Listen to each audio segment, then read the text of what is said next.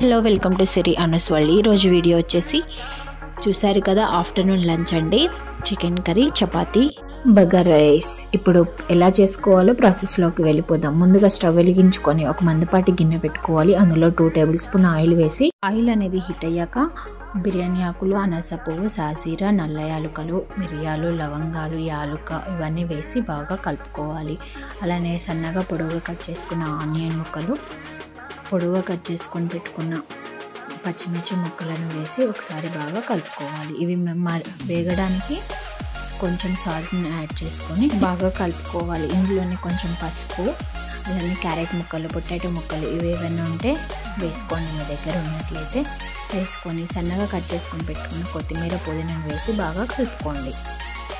తర్వాతకి కొంచెం పావు టేబుల్ స్పూన్ కారం వేసి బాగా కలుపుకోండి.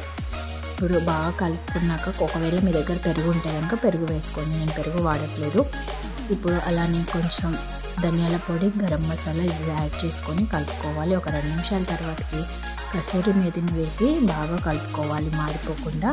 ఇక్కడ చూపిస్తున్న విధంగా నేను 2 గ్లాసుల బియ్యాన్ని తీసుకున్నాను, నార్మల్ బియ్యాన్ని. ఒక హాఫ్ అన్ అవర్ నానబెట్టుకొని 2 గ్లాస్కి 3 గ్లాస్ వాటర్ తీసుకున్నాను. ఇప్పుడు ఇందులో వాటర్ పోసుకొని బాగా మరగనివ్వాలి. వాటర్ని ఇలా మరుగుతున్నప్పుడు మనం ముందుగానే నానబెట్టుకున్న బియ్యాన్ని వేసి బాగా కలుపుకోవాలి. ఒకసారి కలుపుకున్నాక మూత పెట్టేసుకొని పక్కన పెట్టుకుందాం. ఇప్పుడు అలానే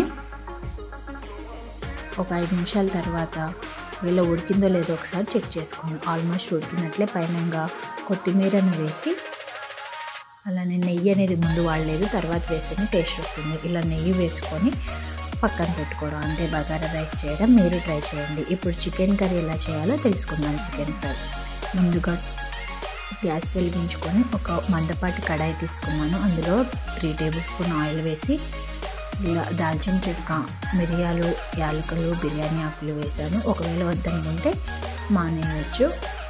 ఇప్పుడు నేను ముందుగా చికెన్ని వాడుతున్నాను. చికెన్ శుభ్రంగా వాష్ చేసుకొని ఫస్ట్ ఆయిల్ హీట్ అయ్యాక ఇందులో చికెన్ని వేసి బాగా కలుపుకోవాలి.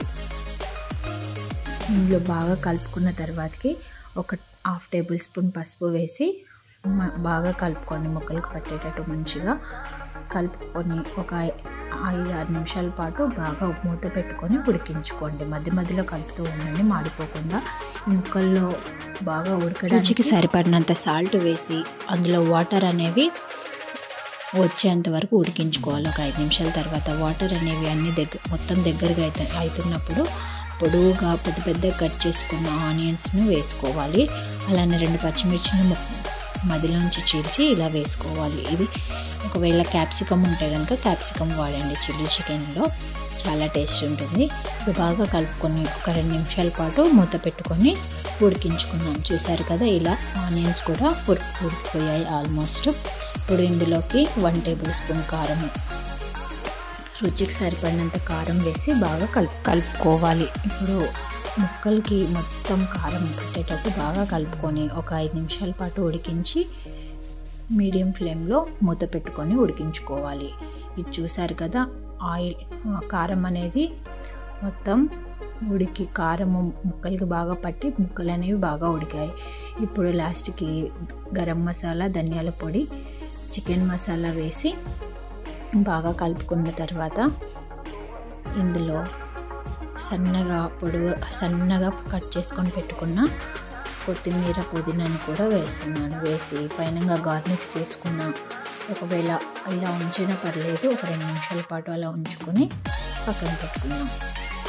గ్యాస్ ఆఫ్ చేసుకున్నా. ఇప్పుడు ఒకసారి కలుపుకొని గ్యాస్ ఆఫ్ చేసుకోవాలి.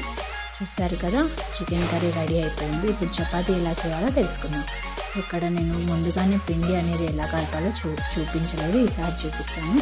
ఇప్పుడు నేను చపాతీ ఇలా రౌండ్గా, మరీ పలుసగా కాకుండా మరీ మందంగా కాకుండా మీడియంలో చేసుకున్నాను. చపాతీలు అనేవి బాగా పొంగాలంటే ముందుగా ఆయిల్ వేయొద్దు, ప్యాన్ బాగా హీట్ అవ్వాలి. ఇవి కేవలం చపాతీలు అనేవి హై ఫ్లేమ్ మీద కాల్చుకుంటేనే మంచిగా పొంగుతాయండి. ముందుగా చపాతీలకు ఆయిల్ రాయొద్దు. చపాతీలు అనేవి బాగా కాలాక లాస్ట్కి ఆయిల్ రాసుకోవాలి. ఆయిల్ రాసి ఒక బాక్స్లో సర్వ్ చేసుకుంటే అయిపోతుంది. ఇలానే మిగిలినవి కూడా చేసుకోవాలి. చూసారు కదా, ఆయిల్ని చపాతీని సైడ్స్ నొక్కుంటూ లైట్గా ప్రెస్ చేస్తూ ఇలా కాల్చుకున్నారనుకోండి పూరిల్లాగా పొంగుతాయి. మరి మీరు ట్రై చేయండి, ఎలా వచ్చాయో కామెంట్ సెక్షన్లో కామెంట్ చేయండి. చూసారు కదా, మనం ప్రిపేర్ చేసుకున్న చపాతీలు, బగారా రైస్, చికెన్ ఫ్రై. మరి మీరు ట్రై చేయండి, ఎలా వచ్చిందో కామెంట్ సెక్షన్లో కామెంట్ చేయడం మాత్రం మర్చిపోవద్దు. Thank you for watching.